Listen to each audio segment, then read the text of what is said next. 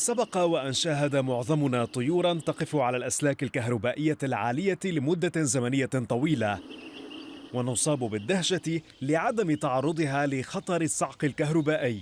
ويكمن سبب عدم إصابة الطيور بأي صعقة كهربائية في طريقة عمل الدوائر الكهربائية. فعند وقوف الطائر على أحد أسلاك نقل التيار الكهربائي يتعرض لجهد ثابت، ويرجع ذلك إلى أن التيار الكهربائي لا يسري إلا إذا كان في دائرة مغلقة. فالطائر حين يقف على سلك كهربائي يكون متصلا به من جهة واحدة وهي جهة ساقيه، ولا يكون متصلا بجهة أخرى كالأرض مثلا، وبذلك لا تكتمل الدائرة الكهربائية ولا يمر التيار في جسمه.